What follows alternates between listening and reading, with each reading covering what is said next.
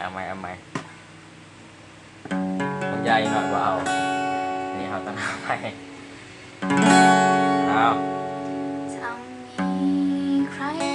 ข่าวก่อนเดี๋ยวเบิ่งเลยเช็ดมือก่อนเปียกมือตีกันว่าแนวไปกดตดเดี๋ยวพอไปเจ็บกด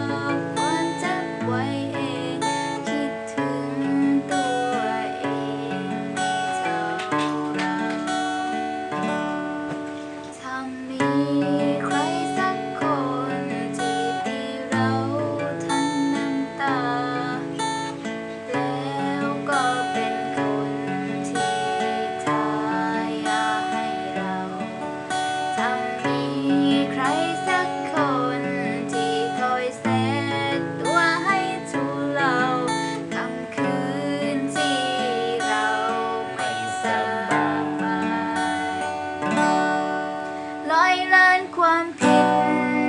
ของเราที่ใครคงไม่ใยดีมีคนนี้คนเดียวที่ให้อภัย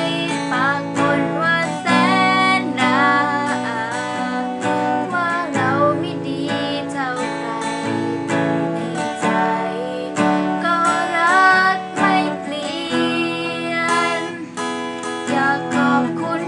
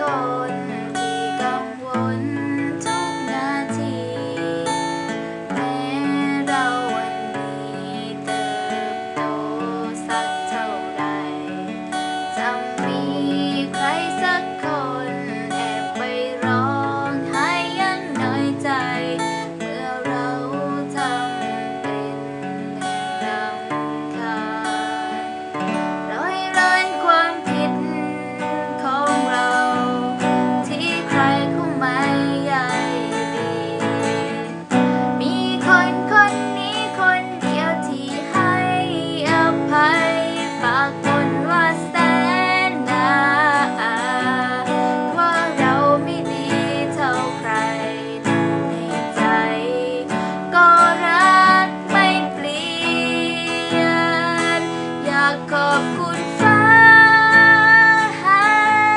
ให้เรามาเป็นลูกแม่รักดีรักไม่มีตาไม่เคยได้รับจากใครมีเพียงคนนี้ชีวิตก็หวังให้ได้สิ่งเล็กๆที่ไม่ยิ่งใหญ่อยากบอกด้วยหัวใจ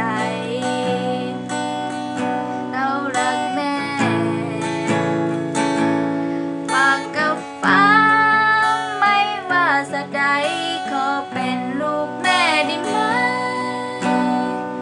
ทุกชาติเลยห้องคือเมื่อยเนาะพอ